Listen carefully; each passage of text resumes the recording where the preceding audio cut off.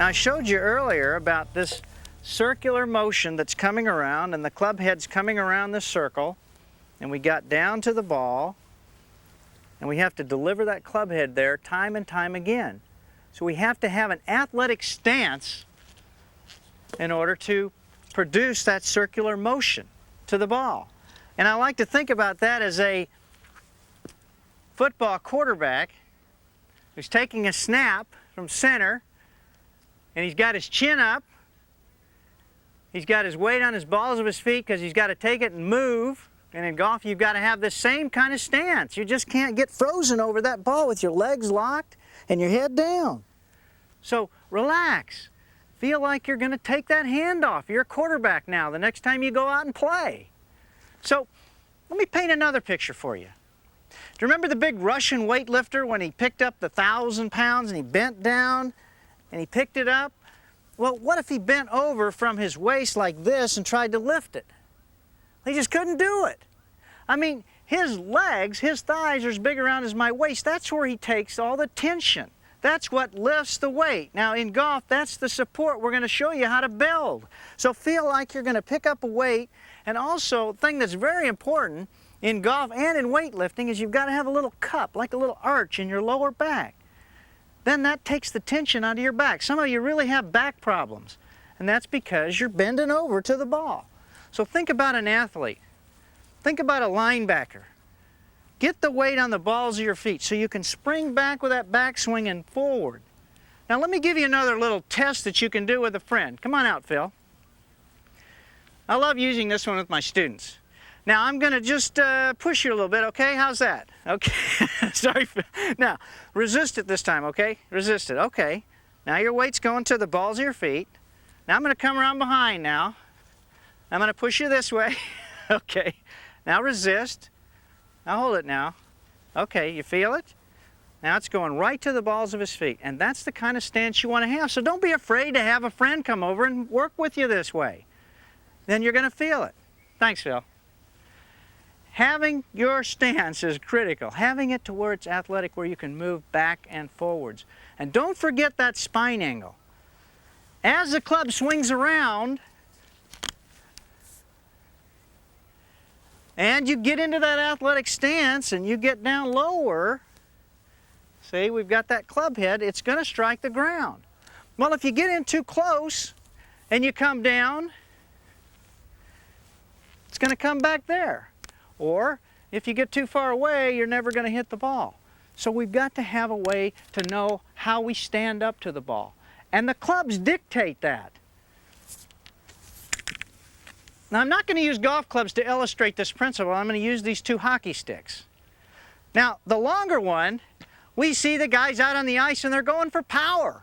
I mean, it's long and they're flipping that puck and they've got a lot of power, but you can see how far away it is. And the shaft is at a lot lower angle than the goalie's one. Look at this. Now, both of these are designed so that they lay flat on the ground. But you can see the angles of the shafts dictate where I'm going to play that puck if I'm a hockey player. Well, it's the same in golf. We have different length clubs. We have woods and we have irons, and they're different lengths. We have a driver that sits out farther away, and we have an iron that sits in closer. And the clubs really dictate how you stand up to the ball. Now, clubs are designed to swing in a circle. They're tools. They're not made to swing up and down and scoop, but to swing in a circle around your body and to contact the ball and send it to the hole.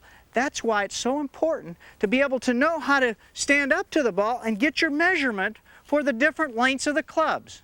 So let me give you 5 steps now that will guarantee that proper posture every time when you put the club down behind the ball. We're going to start with the proper grip. And then step 1 is you extend your arms away from your body, straight out, with your back up straight and your legs straight. And then bring the club down. Just let it rest. Just let it fall down until it rests on your chest. When you feel that pressure there, then stop. Then you want to bend from your hip sockets to let the club rest down on the ground. You never want to bend from your waist. You want to bend from those hip sockets, which means that you want to get the back of your lap out. You want to make a little cupping motion there. Remember the weightlifter? Remember the quarterback? So you don't want to bend over. So here we go. Up here, touch, bend from the hip sockets, back of the lap out, and then you'll feel your knees will want to just bend a little bit. Now you don't want this big, deep knee bend. Up here, bend from the hip sockets, and the club should rest right down on the ground so that it's flat. Remember the hockey sticks, how the bottom of them were flat on the ground. Here we go.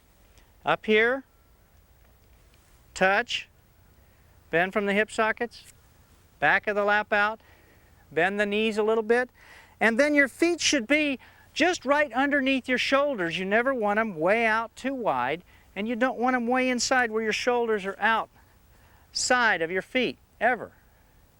And then lastly, when you get in this position, you want to really relax those shoulders. Remember, you're making this circular motion. There should be any tension in your shoulders.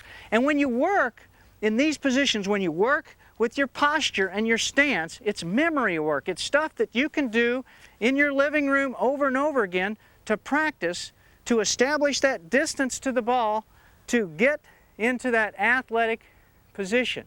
Now, let me show you a way that you should practice exactly where that position is in reference to that circular arc that's coming around. Now, pick up your ruler. I'm going to show you how to work with that positioning. Okay, here we go. Bring it over, lay her down, and now I want you to do this little drill, okay? Pick up your club, and let's put your left foot out in front of your right, then hold the club just with your left arm, and start making a little swinging motion. You don't have to do this real firm or hard. Just relax your shoulder and let the club swing back and forth, and let it come lower and lower down to where it's brushing the ground. That's where that arc is bottoming out. That's where it's catching the very bottom of the arc. Now, don't lift it, but just swing it. And from that position, you play all your shots. For most people, that is going to be right under the logo on your shirt or your shirt pocket, a little bit behind your shoulder. Now, with the woods, you want to play the ball up a little bit farther forward because we're catching more of a sweeping shot. So with a driver, we want to have the ball up here, just a little bit in front. With an iron, because we're striking the ball before the bottom of the arc, we want to have it just a little bit behind that logo or your pocket. So that establishes where the ball should be positioned. Now, here's how you can get it every time and work with it. You pick your ruler up and you lay it down, and you could do this when you go out to practice. Lay it down like that, and then you can come into it and stand over it and simply go through the steps that I've shown you. Arms extended. Well, let's get a ball here.